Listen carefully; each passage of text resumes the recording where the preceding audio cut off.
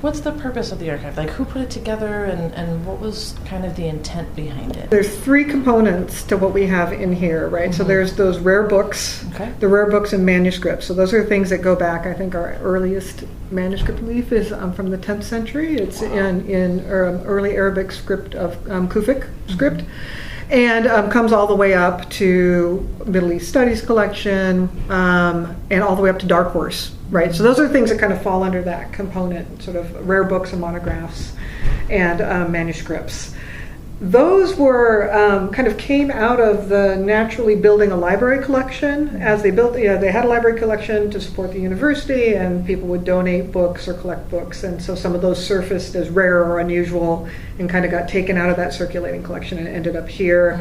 And so that's why they reflect sort of the strengths and interests of our faculty and our programs. So the Middle East Studies collection is a great example of that. We had the first undergraduate serving Middle East Studies Center in the country, which was really unusual, and I forgot how many languages were being taught out of that. But because of that, we participated in certain programs that ended up creating this pretty stellar Orientalist collection of books from the 16th, 17th, 18th century. So that's how that component of the collection came about. And the library, then when those things got recognized as rare or unusual, put them in another collection because they have a different level of care and use, right? They have a little more protection around them and things like that. The other part is the University Archives, which is all the official records of the university going back to the founding of Vanport in 1946.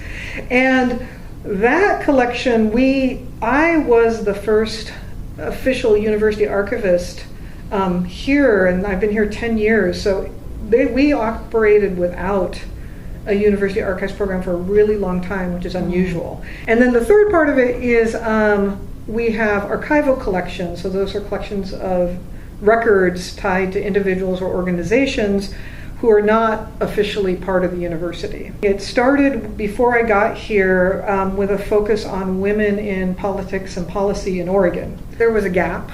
There wasn't as much focus.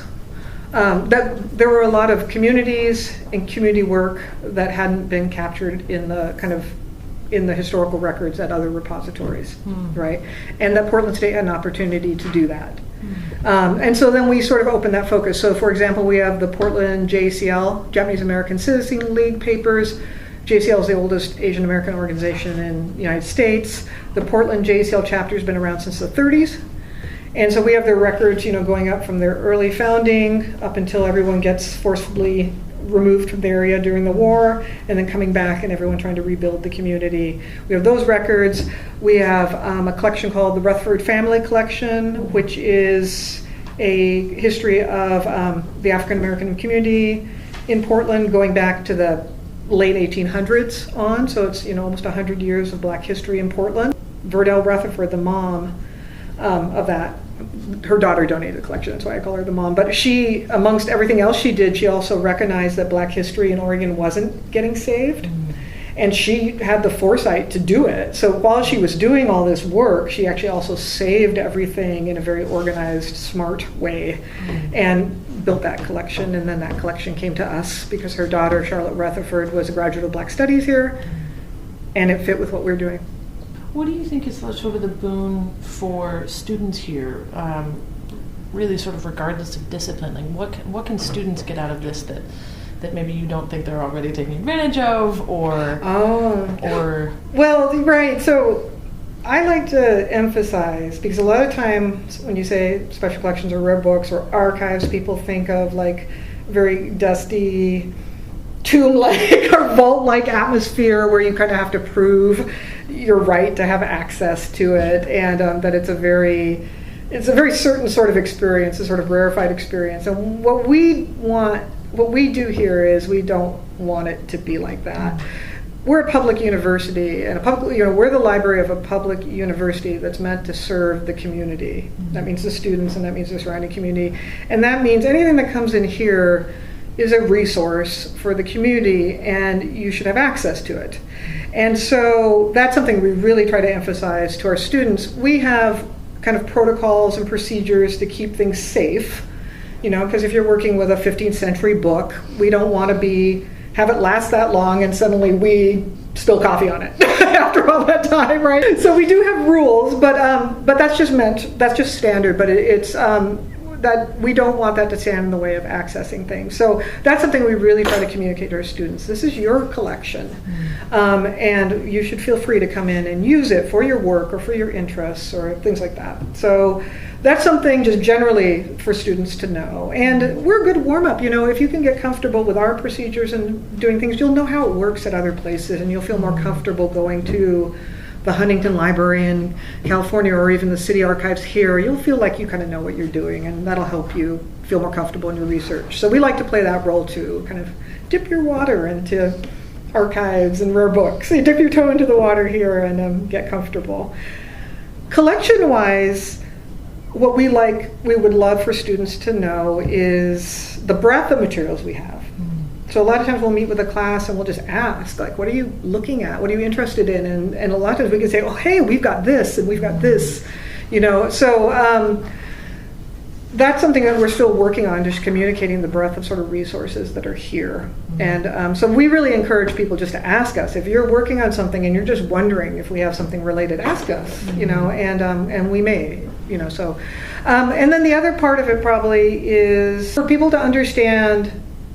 I think sometimes students especially, but just people in general, think that historic materials are for people who are studying history, right? You're a history student or you're doing historical research, but our collections here support really all the disciplines. You can come at them from all sorts of different angles. We have a lot on, policy that affects communities of color, LGBT communities, women's communities, especially in the 80s and 90s, so it's very current material that's very ripe for research of all kinds. If you go to our webpage, then you'll find a lot of information about what's in the collection and kind of how to get started. We have kind of some introductions to various components of our collection, so that's a great place to start. There's links to online resources. So for example, you'll see up here, we've got over something like 8,000 photos from the University Archives, so of Portland State history that are digitized and online. All the Viking yearbooks have been digitized and online. We'll have links to those so people can go directly to that and kind of do their own self-service research right there. And pretty much anything that anybody gets excited about, because what happens is we end up learning a lot when someone comes in and works with something. You were talking about, your Latin professor, and that's always exciting. Like, I don't have expertise in Latin or in medieval history, and so to have someone come in who can explain to you what you're looking at is a fascinating thing. The art historians always do that sort of symbolic reading of things, so they'll interpret an image sometimes. There's a very funny one in the latest book of hours that we got, which is a printed book of hours that I won't go into because it's a little off color, but it was an image where I was like, I didn't know what that was, and then they explained what it was symbolically, and it was fascinating. So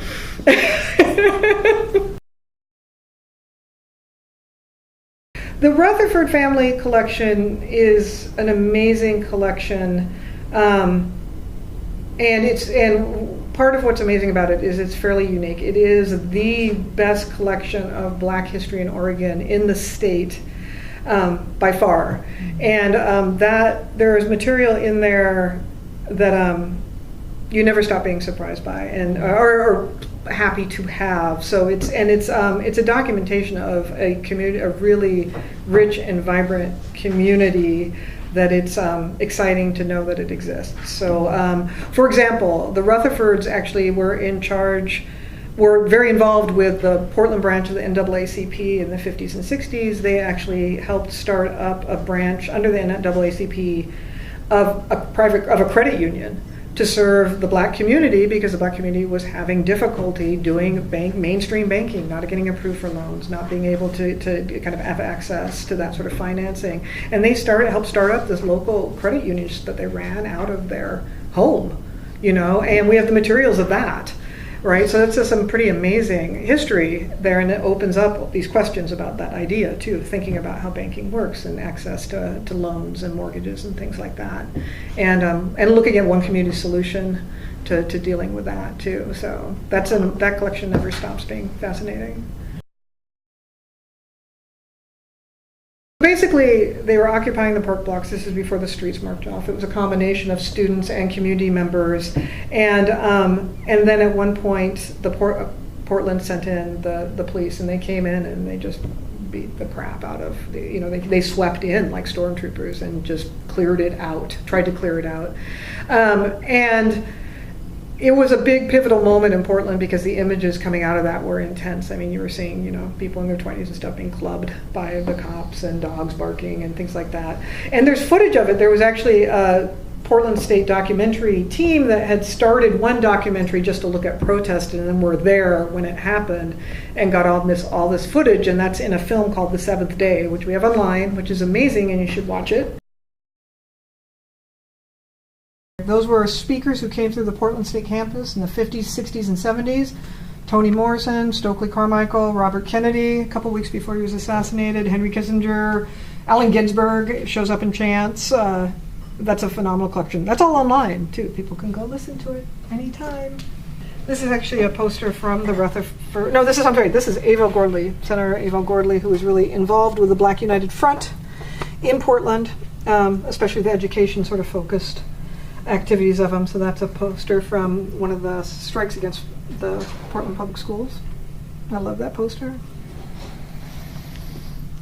It's beautiful. Yeah, it's a great design, and then it's just a very interesting, the work that they did a lot, and this is in the 80s. A lot of people don't know how much conflict there was with PPS during that period.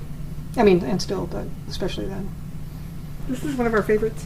The Rutherford family. We don't have that much stuff. We usually have papers and photos and things. We don't have that many artifact type museum-y things, but this is the Rutherford family. Otto G. Rutherford. There were a lot of black fraternal groups in Portland at the time, so he was a member of the Elks, of the Masons and the Elks, and so this is one of his Elks fez. I don't know exactly what the technical term is, but that's one of the few things we have. Nice. Which is beautiful. Yeah. There's the JCL, Portland JCL papers I mentioned. Here you'll get all the President's Office records, right? There's all sorts of, it sounds really dry, but that is full of really interesting information about Portland State. Portland State's a pretty unique place. Carol Pope papers, those are an amazing collection. Carol Pope found herself incarcerated in her 30s, kind of not the direction her life seemed like it was going. But while she was in prison, she became pretty radicalized about rights for women, incarcerated women. And when she came out, when she was released, she started a program to help women transition. She found how difficult it was when she was released to get back in life, and there was no support whatsoever. And so she started a program to help women transition from incarceration back into the community, and then eventually developed an alternative sentencing program to help women avoid incarceration or be alternatively sentenced. It's amazing work, and that's her the records for how she started that up and tried to keep it running. And a lot of the women that she worked with who were pretty phenomenal. Yeah. We have a lot on planning and the development of Portland. Elsa Coleman, known as the Portland Parking Czarina. Oh, this is a great, here's a panorama, those are always fun, from the JCL collection. So this is a convention, 1940, of the Japanese American Citizens League. That was the national convention, but it was held in Portland. So everybody came. 1940, right? No one knows what's about to happen.